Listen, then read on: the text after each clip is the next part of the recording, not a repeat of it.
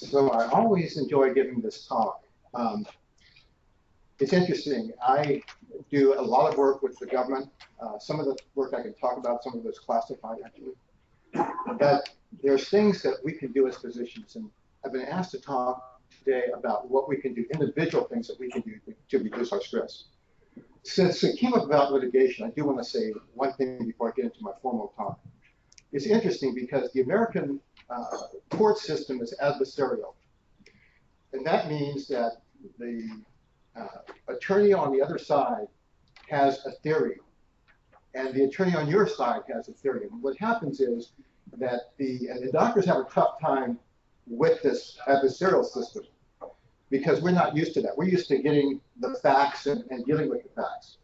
But one of the things I stress when I talk to doctors who are facing litigation is that it is an adversarial system. So that opposing attorney is going to paint you out to be the worst thing since Satan. You're a horrible person, you weren't paying attention, you don't have enough training. And I said, you can't personalize that. And on the other hand, your attorney is going to paint a different picture. But that is hard for us as physicians because we're not used to an adversarial system. But once a physician understands that, look, this guy is going to paint you to be horrible, don't personalize it. That's one of the best strategies that you can have. They're going to make you out, you could be the best, you could be the next person next to Jesus. And by the time that opposing attorney finishes with you, you'd think that you had killed 1 billion people. Okay, so it's an adversarial system. Keep that in mind if you are talking with physicians that are currently undergoing litigation. So what I'm going to talk about, again, is just simple strategies that we can do. And it's interesting because as I walked in here today, all my colleagues were talking about, you can do this, you can do that. And I said, man, my discussion's practically finished. Dr. Brooks and people talk about using alternative medicine and taking care of yourself. And I think we all know, or most of us have an idea of how to take care of ourselves. We have that kind of mulling around in our heads. But what I want to do today is just kind of make it a little bit more systematic and just give you a few simple, what we call tune-ups. What we call tune-ups just to get it more refined. So let me go ahead and kick this off. First of all, let me see if I can drive this. Thank you. So we went into this, Dr. Matthew already touched on this. There are very high burnout rates reported, and that was a classic study that was done in 2014. We went on over that. 54% of the responding U.S. physicians suffered from at least one symptom of burnout. And this was up from 45% in 2011, so it's an increasing problem. And then there was a Medscape lifestyle report, and they, again, basically they said amen to the studies that have been done previously. Burnout is a big problem in the United States and in other countries as well. So, right, just cut this off. Oh. And how we define burnout, again, this was discussed by Dr. Matthew. Feelings of cynicism, loss of enthusiasm for work, and loss of a sense of personal accomplishment. So in about the last 25 years, if you review the literature, over the last 25 years, maybe 30 years, there has just been an increasing amount of cynicism amongst American doctors and doctors around the world over the practice of medicine. And up to half physicians now, in some studies, are so disillusioned with medicine that they would not advise anyone else to go into that profession. And again, reasons for why physicians are feeling stressed: overwhelming workload, increased bureaucratic demands, loss of autonomy, declining role in establishing medical policies. We're just like a janitor in some people's minds. Declining prestige, you can add declining respect with that. Increasing computerization and increasing mechanization of medical practices. Depersonalization of patient care. These are things that were touched on by our last speaker. And then I wanted to add lack of support groups and lack of institutional wellness programs for physicians. I always like to kick off my talk with a couple of Zen things that I think are appropriate for physicians. I was a competitive judo fighter for many years, and I studied Zen, and I think these two Zen sayings really capture things that are applicable to those of us in the healthcare profession. And so Saying number one that I love, when you have your health, you almost never think about it. But when you lose your health, that's all you think about. And then another Zen saying that I love, and I love sharing this with my colleagues, is that if you want a healthier world, start with a healthier you. If we want to be advocates for our patients and provide the best services that we can, we have to take care of ourselves. So every physician needs to have a stress program that's powerful, practical, and easy to follow. If your program is not easy to follow, it's very hard for you to adhere to it. And of course, as a stress reduction person, I like to see stress reduction at the core of any health maintenance system. It's interesting because we think of stress as being something that's modern, but actually stress has been with us since the beginning of time. And the Egyptians, the Greeks, the Persians, the Chinese, the East Indians, they all wrote about stress. They all wrote about stress. And I remember reading a report that was written by an Indian prince that lived thousands of years ago. And he said, God, modern cities are so stressful. They're polluted, they're crowded, they're noisy. And I said, well, this guy, this Indian prince lived thousands of years ago, and you could take his statements and transpose it to many of our modern cities today. The other thing I'd like to state is that although as doctors, we feel lots of stress, it is happening throughout all our professions. I deal with federal employees. They're stressed out. Lawyers are stressed out. Bankers are stressed out. We live in a very stressed out society. So we're in the middle of this environment. We're not in a vacuum. In addition to that, we have additional responsibilities of taking care of very sick people. So we've got our, let's call it ambient stress or environmental stress. On top of that, we are responsible for taking care of critically ill people. It's interesting because those of us in the stress profession or the stress reduction profession used to say that stress affects you down to your bones. Well, we've changed that now. We know that stress affects you down to your DNA. Stress affects you down to your DNA. And it does so through a few mechanisms. Let me go with those real quickly. One is your epigenes. Now, if you look at the DNA as a chain, epigenes are actually tags on that chain that actually helps how the genes are expressed. So it's very hard for you to change your genes, right? Your genes is what you're born with. But the epigenes are very responsive to environmental factors. You know, for many years, we couldn't understand why identical twins often didn't have the same disease, because identical twins have the same DNA makeup. Well, when they looked at the epigenes, they found that the epigenes would be different depending on your experiences. And we know that not only are the epigenes sensitive to stress, but they're also sensitive to stress reduction. So those of us in the stress reduction field are saying your stress affects you all the way down to your DNA. In addition to that, there's a lot of work going on now, some of it's going on in Iowa, where they're looking at telomeres in stress. Telomeres basically hold your chromosomes together. And we know that when the telomeres, when you're stressed, the stress kind of eats away at your telomeres, eats away at your telomeres. And actually, stress reduction can actually alleviate some of that. So take-home lesson, stress affects you all the way down to your DNA. Coping skills, exercise, humor, deep relaxation, these are examples of coping mechanisms that improve your health. Substance abuse, social withdrawal, obsessive behaviors, these are examples of coping mechanisms that actually harm your health or destroy your health. Now, it's interesting, there are some classic milestones when, in the field of stress, in the field of stress reduction. One was in 1915 in Harvard. Dr. Walter Cannon actually was the first doctor to define the flight or fight response, to define the stress response, Dr. Walter Cannon. Then around 1956, Dr. Hans Selye came around and said, hey guys, chronic stress leads to different diseases. It leads to hypertension, diabetes. Dr. Selye was famous for showing how chronic stress could exacerbate or cause diseases. That's what he's famous for. But it wasn't until 1975, years later, so that's what, 60 years later after Dr. Cannon discovered the fight or flight response. It wasn't until 1975 that Dr. Herbert Benson and Dr. Robert Keith Wallace. Herbert Benson was at Harvard. Robert Keith Wallace was at UCLA. The two men actually worked separately initially, and then they actually got together at Harvard. And they actually defined the relaxation response. So it's interesting. We knew about the stress response, but we didn't know about this relaxation response.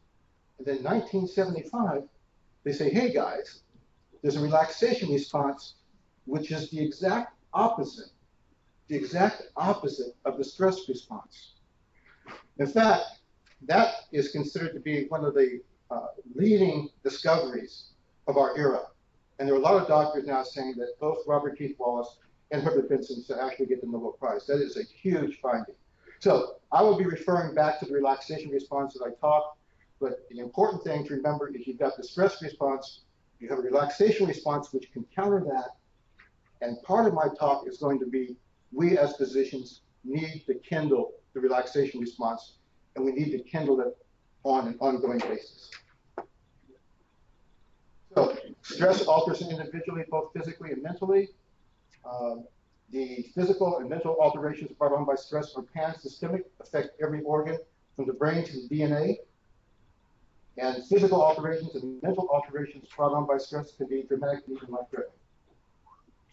So basic definition of stress. Stress is a product of a challenge to an organism and that organism's attempt to cope with and respond to the challenge. It's interesting because almost every organism has some way of coping with stress. Dogs get stressed, cats get stressed, even plants can get stressed.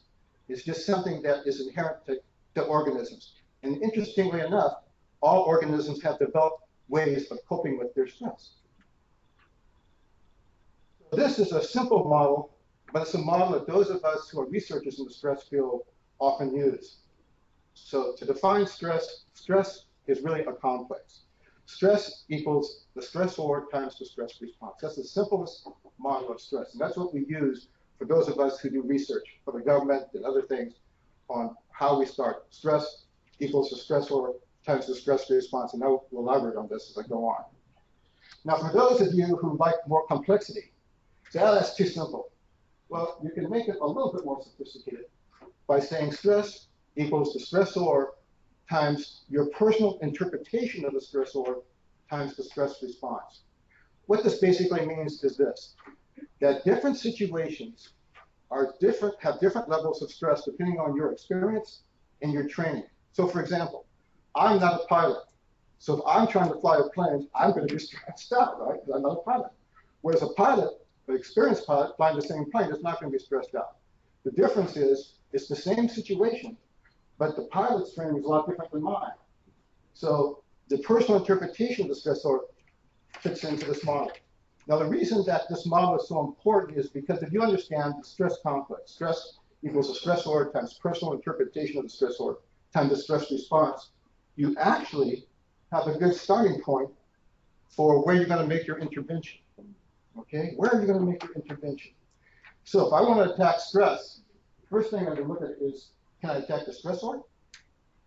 Can I attack the person's interpretation of the stressor? Are there things we can do to change attitude? Or can I change the stress response, how the person responds to the stress? So it's a very simple model, but very simple models are often very powerful. So this is something that most of us in the field use as at least as a starting point for where we're going to make our intervention. Yes? So when you say the stress response, are you talking about the biologic response? Yes, the biologic and physiologic. Okay. From brain to toe. And things we can measure. Things we can measure, right. The stressors may be mental, physical, or combination of both. And those of us who deal with very sick patients know that when you get into chronic diseases, you're dealing with both a physical stressor and then a mental stressor. I do a lot of work with HIV patients, and of course, as the disease gets worse, it's not only a physical stressor, but there's loss of ability, there's loss of how you look, there's loss of being able to do things.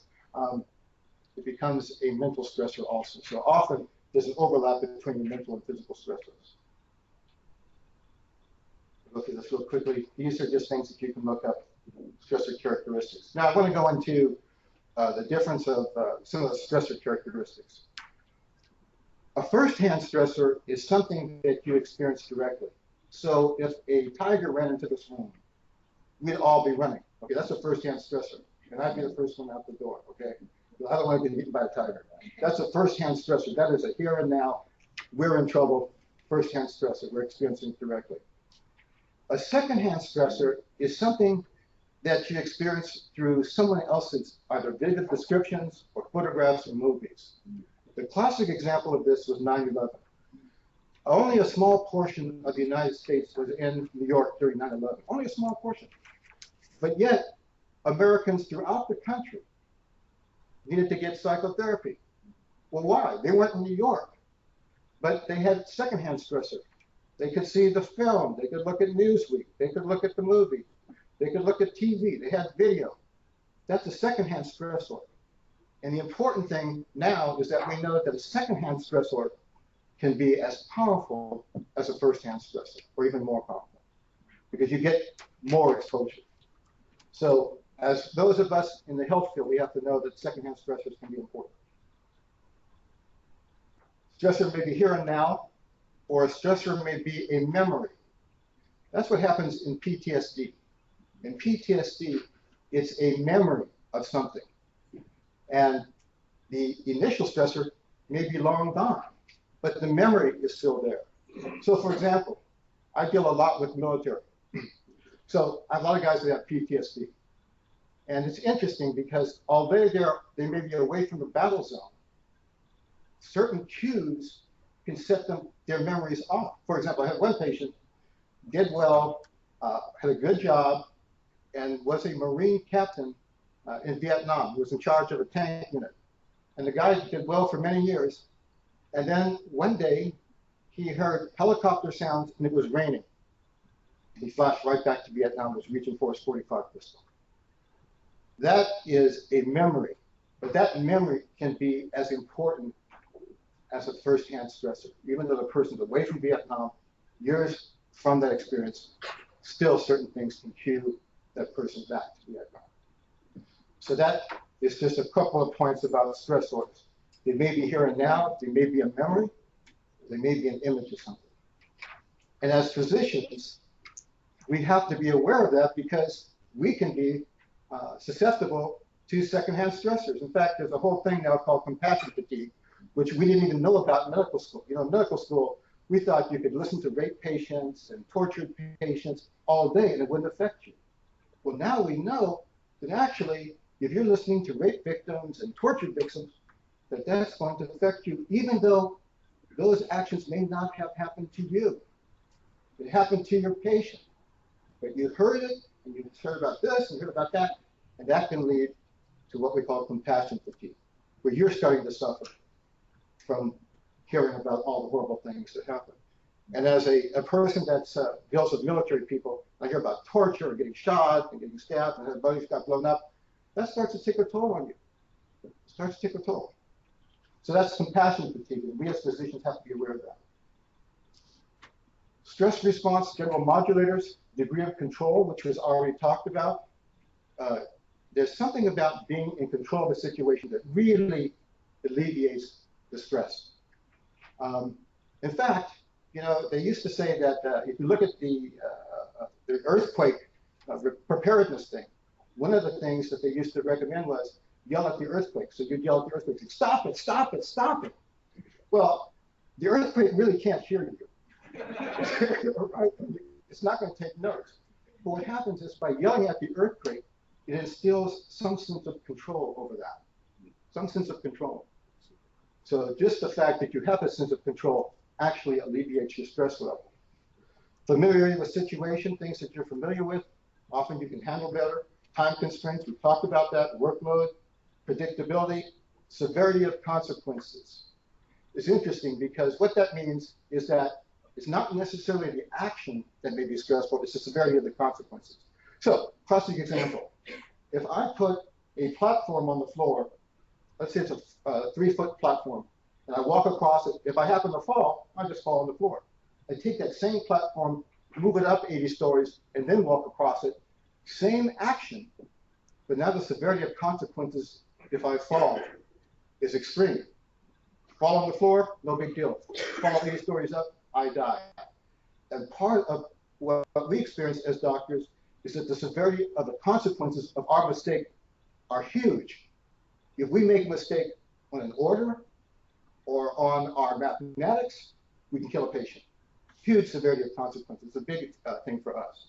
Length of exposure, the longer that you're exposed to a stressor, the more it can affect you. Your general health when you're sick, it's much harder to deal with the stressor.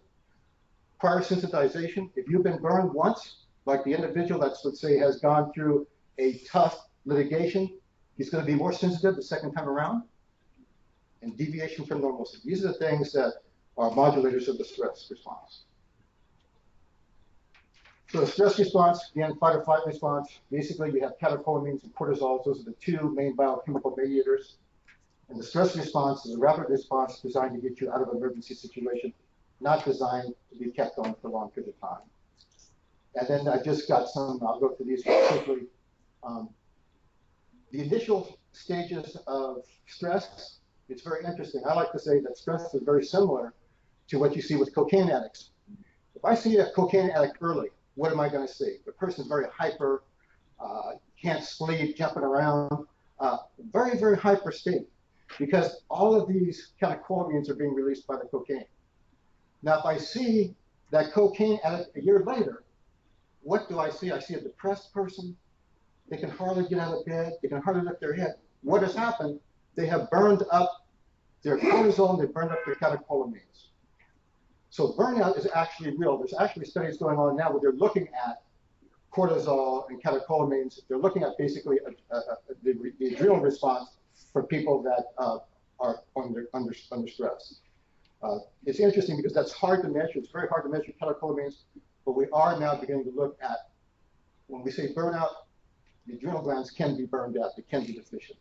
So it's a real thing. So if the stress response is kept on, anxiety gets worse, depression gets worse, addictions are exacerbated, high blood pressure, heart disease, diabetes, you name it, everything gets worse. One of the important things to remember is the immune system is depressed. And that makes sense, right? If you're getting chased by a tiger, it's no time to, your body can't worry about a pimple. Because if the tiger catches you, it's going to eat you and your pimple. So the body says, hey, put the immune system on hold. Well, if you're an AIDS patient or a cancer patient, having your immune system depressed is horrible. Again, the wound healing is happening. So this is just some of the, these are actually in your handouts, so I won't spend a lot of time. I'm basically going to go to what can we do? What can we do to counter stress? And I like the mnemonic meds at HS. Meds at HS. You know, as docs, we like these little quick little things so you can remember. This is a very good mnemonic for dealing with stress.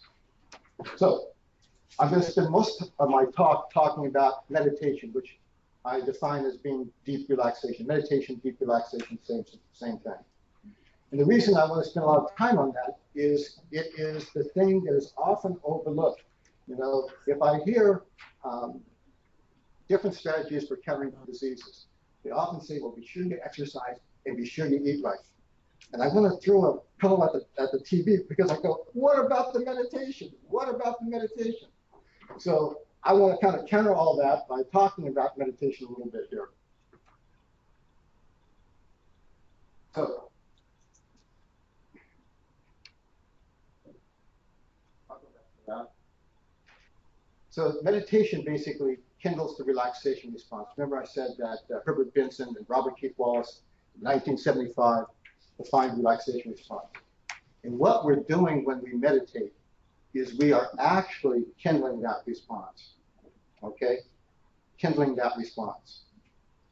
And it's interesting because when you measure a person that's meditating,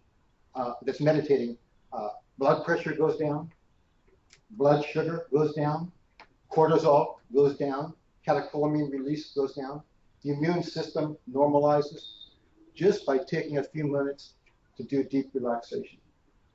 One of the studies I was involved in was looking at hypertension in meditation. And we found that people that just took time to do deep relaxation, they could drop their systolic blood pressure 12 points and their diastolic blood pressure 6 points, which is the same as your first line antihypertensive meds by just getting hypertensive patients to relax and bring down the fight or flight response. So, relaxation response is also called restful alertness. So the relaxation response leads to this state called restful alertness. You are resting, but you are alert. It is different than sleep. It's different than sleep, entirely different physiological state. So deep relaxation leads to a state of restful alertness.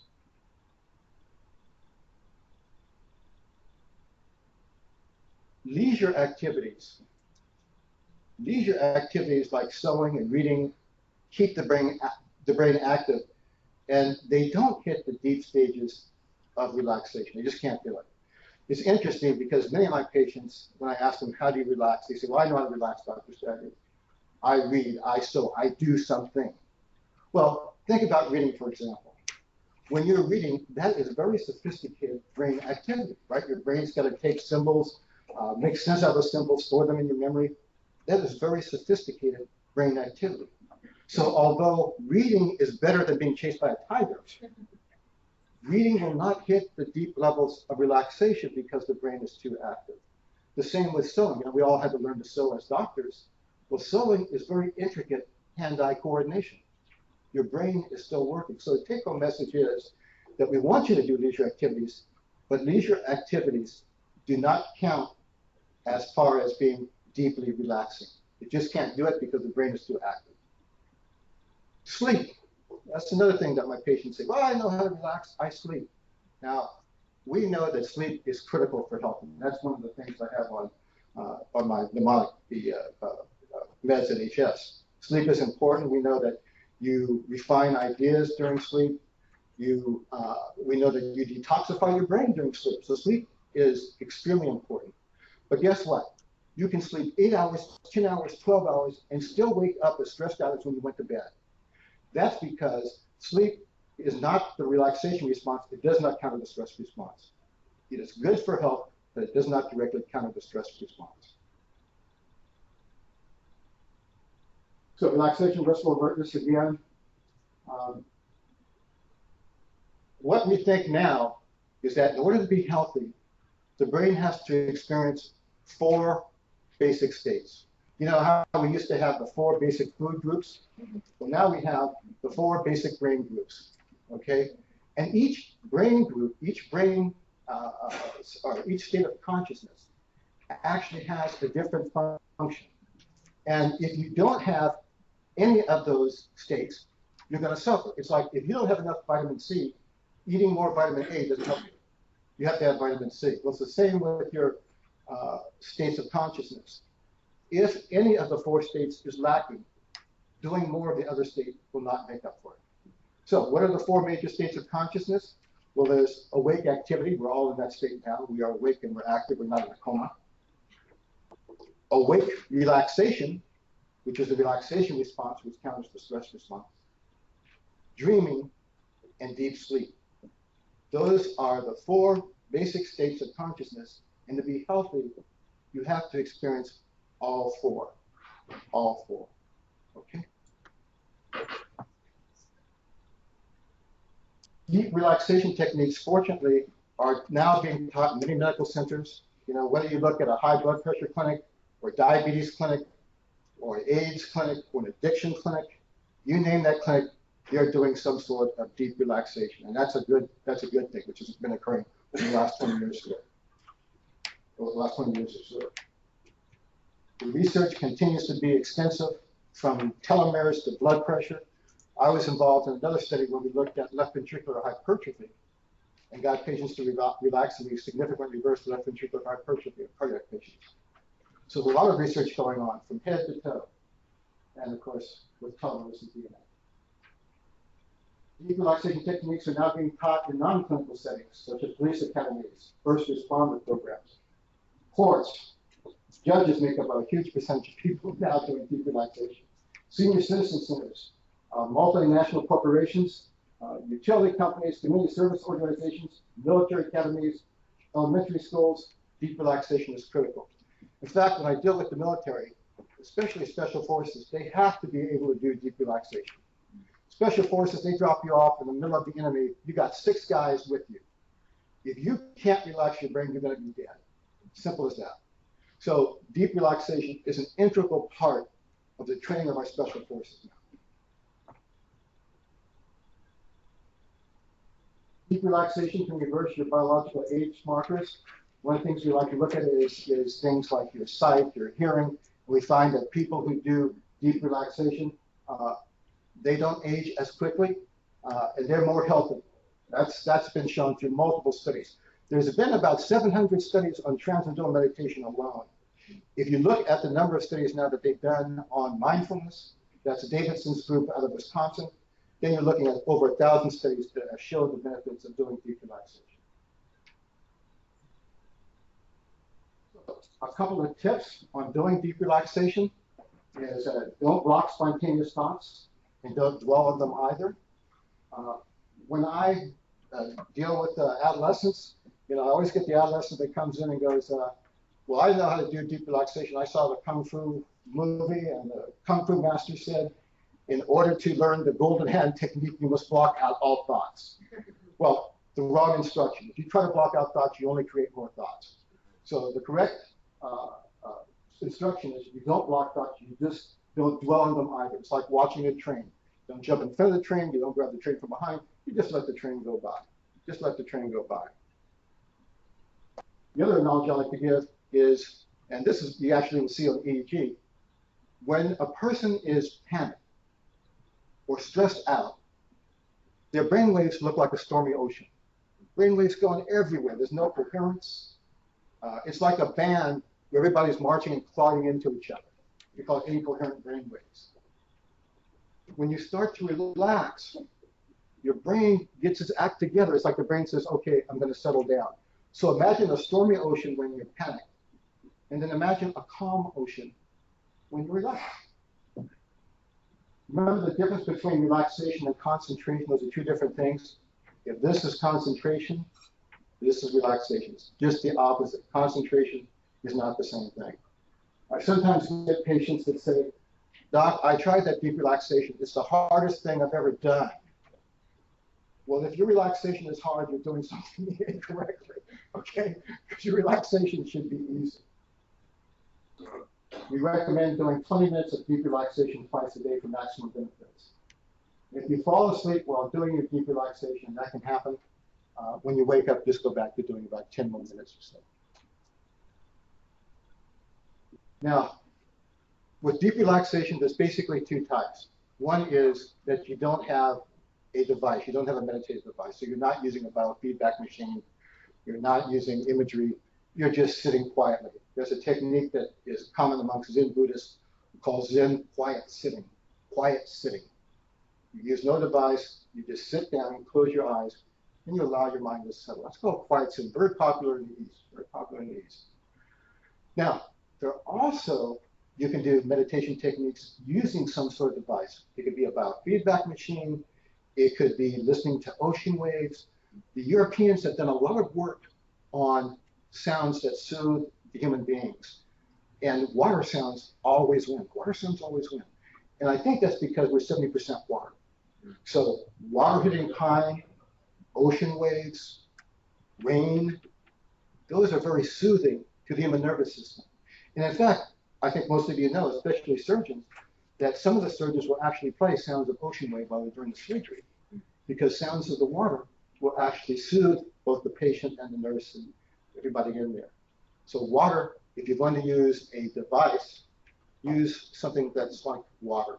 And you can go down to Rite Aid and get a CD and just play that nice water sound. Or you can use imagery. I used to like to go, I had an office in San Francisco. I was director over at Haight-Ashbury. And I wasn't that far from the water. So I'd take my 10-speed ride down to the water and just kind of chill out and gaze right at the ocean. The ocean's right there. So those are devices. It could be image, it could be a machine, it could be a sound. And we call those meditative enhancing devices. And those are very good. Now, just a quick tip. If you are using a meditative device, a sound, an image, the key is don't concentrate on it. It's a casual awareness. It's a casual awareness. And the example I like to give is I have a patient that was very good at visualization. And she came to me one day and said, Dr. Stagger, the visualization is not working for me anymore. It's not working. So I started down and I said, talk to me about this visualization. And I said, okay, I want you to meditate, but describe it to me. And she said, okay, I'm at the beach. Oh, okay, that's pretty good. And she said, I'm visualizing the water. I said, okay, that's good. I'm visualizing the fish. I'm visualizing the birds. I'm visualizing the road. I'm visualizing the houses. I said, I see your problem. If you're going to do visualization, you can't visualize the ABC camera crew, the surfing championship, and expect your brain to settle down. So it's a casual awareness. You know the water's there, you hear it, but you're not clinging to it, you're not focusing intentionally on it. It's what we call a casual awareness or restful focus. Okay, yes? I wanted to just add that in my experience in talking to patients about meditation, and I'm a meditator as well, what I find when you said, people will say, I find it the hardest thing I've ever done, especially in American culture, which is what I know best. We're so trained to be active, like, or in the masculine or whatever you want to call it, that the process of coming down from that is uncomfortable. And so people are feeling that discomfort, and it sometimes will turn them away from meditation. So I think if we can help them get through that discomfort and to just stick with it, they can ultimately get to a relaxation. That's a very good point. And one of the things that I find which gets rid of surface stress very well is have the patient do more exercising. So I have the patient say, I can't settle down, doc. Especially some of my military people that deal with. Yeah. Doc, I can't settle down. I just got back from mission. I can't. I say, okay, let's do some exercising first. Let's do some stretching. Now, sit down and be able to sit down. Okay. So that's a trick that you can kind of use for your practice. So I would recommend that all doctors here at least do 20 minutes twice a day of some deep relaxation. Whether it's quiet sitting, whether it's biofeedback, whether it's transcendental meditation, whether it's mindfulness, try to work that into your curriculum, okay? A quick and simple biofeedback mechanism. If you don't want to do it by a biofeedback machine, you can take your stethoscope, place it over your own heart, okay? That is a very simple but effective biofeedback mechanism. Different types of deep relaxation, transcendental meditation, tremendous amount of studies done on that. It's probably one of the best techniques for those people that have cardiovascular disease. Quiet sitting, that comes from all these basically, it's interestingly enough, all these techniques basically are coming out of the East. We put an American spin on it.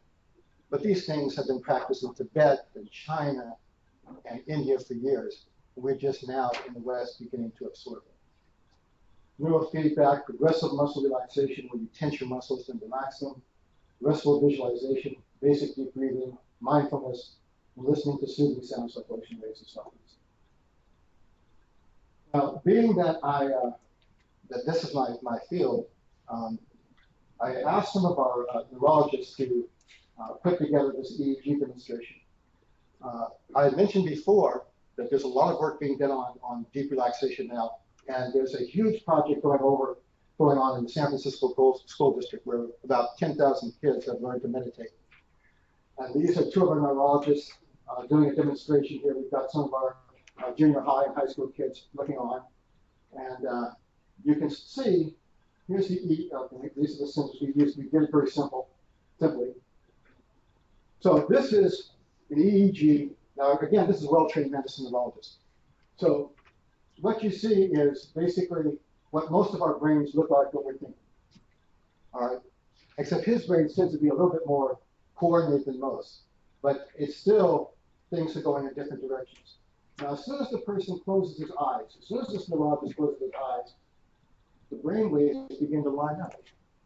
In fact, that's a very good technique. If you really feel stressed out, sometimes just sitting down and taking a few deep breaths with your eyes closed will settle you down. It's a real good emergency move that you have to make. So as soon as the doctor closes his eyes, you begin to see changes in his brain waves. So the brain waves are becoming more coordinated. When he begins his technique, and in this case it was transcendental meditation, you see how coherent the brainwaves are. But of course, this is a man that's been practicing meditation for 30 years. I don't think I could get this type of EEG coordination with a beginner right off the bat. But for those who are experts at it, this is what we call profound alpha state with extreme coherence of the brainwave. Extreme coherence of the brainwave. Yes? Yeah, where would it fit in, like that woman you were talking to who was trying to visualize too much and you helped her just casually visualize like the water sound? Well, when she's, well, this would be somebody that has attained a deep state, whether it's Zen or visualization. If you over-visualize, you can pick yourself back up into this state here. So the thinking will kick you back into a rapid beta brainwave pattern.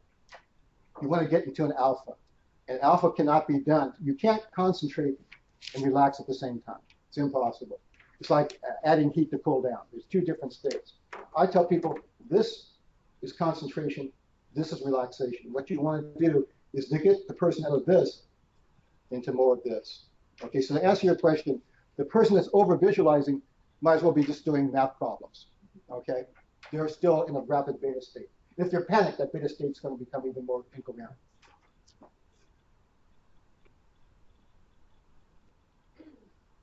Have you ever heard of Burnout? I'm sorry, what? There's this company called Burnout, and they measure heart rate variability. Okay. And so that's the same thing. It's a parasympathetic response. When you are in meditative state, your parasympathetic or vagal tone is high, and your heart rate variability goes up. That's And they've got these techniques where you have biofeedback. You can watch yourself. You watch algorithms for waves, and it actually, I went to a conference. I tried this. And it was amazing how quickly it settled down. excellent. Excellent. Thank you. On those Yes. lines, sports medicine physician, one of the things that a lot of the professional teams in D1 schools are using is something called Omega Wave, which is all these lines that gives you a sense about your stress level, basically, and you can understand what you're experiencing better. Excellent. Excellent. It's catching on. You know, if one time, I remember years ago, if I would have said meditation, they would have thrown me on the medical society. Yeah. Get this guy out. But now it's part of our schools, it's part of our police academies, it's part of the military. It really has begun to snowball. It's begun to snowball. So let me get back. I think I lost my place. So let me get back to. Let's see, did I lose it? Oh, I'm going the wrong way. I need these things here. So again, this was a demonstration that we did for the San Francisco School District. And we've taught about 10,000 kids, and grades go up, violent episodes go down. It's a tremendous amount of change when people who start doing meditation.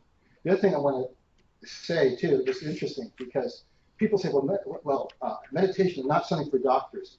But I tell people, if you look at the study, doctors are the ones doing the studies. You either MD or PhD who's doing these studies, so it's kind of interesting. I have a question back there. Well, in terms of outcomes, does it matter how, in terms of, meditation sounds pretty individual focused, but can it be group focused as well? Yes, you can. To answer your question, yes. In fact, if you look at some of the Buddhists or the Hindus, they will actually have group meditation sessions. And without getting, I'll forget to keep this sick on. And without getting too woo-woo, the question is there a kind of a group coherence that can occur? We're actually beginning to study that. In other words, if there's 100 of us meditating on something like peace, can that have an effect? And that is being studied. I don't have all the answers to that, but I can tell you that we are investigating that now. Yes, Don. I can tell you when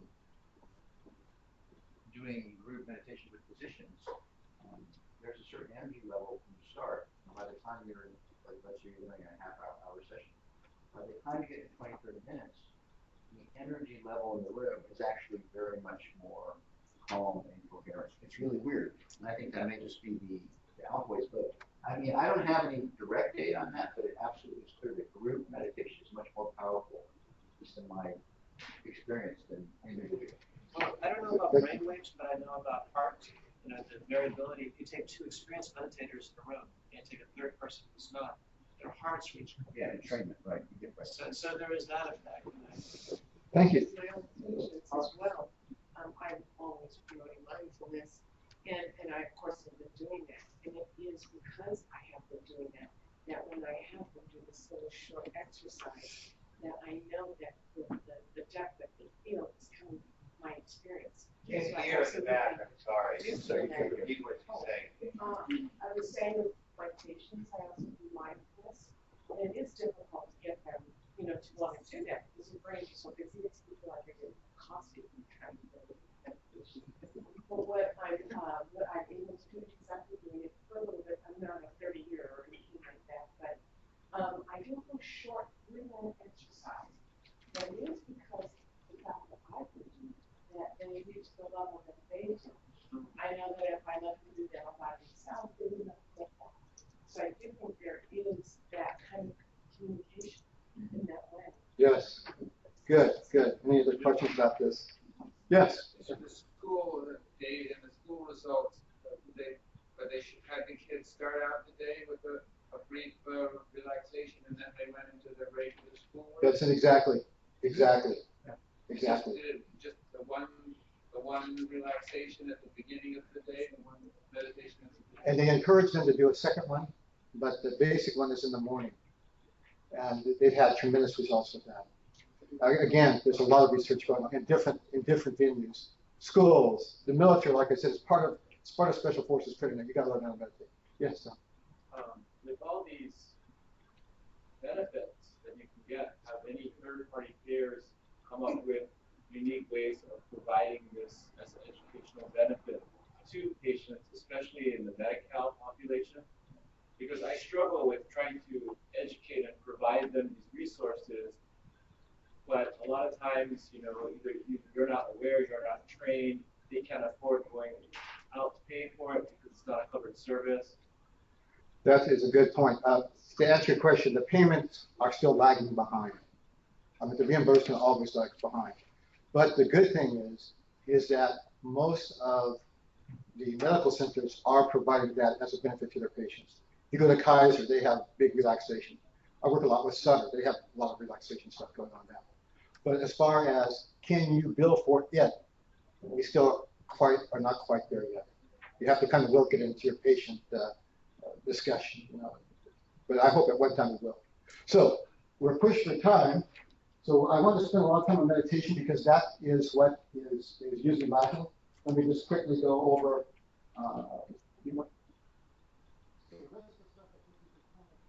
Look at for yourself. Am I going out right? That's right. No, you're going. Wrong way. That's it. I do want to say a few things. My forms are pretty self-explanatory. One of the things that I have in your sheet that I want to talk about real quickly is humor and attitude adjustment and avoidance.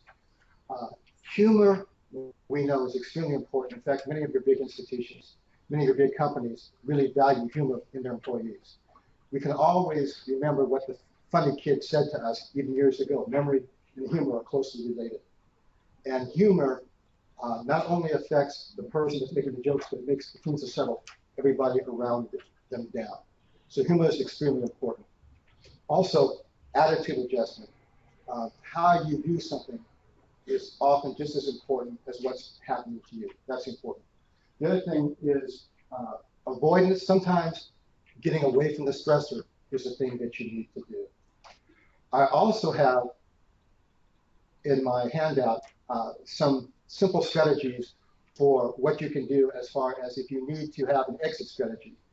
This gets back to not feeling out of control. I tell people that whatever job you have, no matter how satisfied you are, always have an exit strategy because that gives you some sense of control. You don't feel trapped. Feeling trapped and out of control are huge stressors for anybody. So I tell people have an exit strategy. Also, I also like to remind us that we are, as physicians, very well trained. We have different interests, but we can channel those interests into ways that give us multiple options. And I have a mnemonic in my handout that is ISOS. In case you ever get into trouble, use ISOS. I is your interests, S is your skills, O is your opportunities, and the other is S is your support group.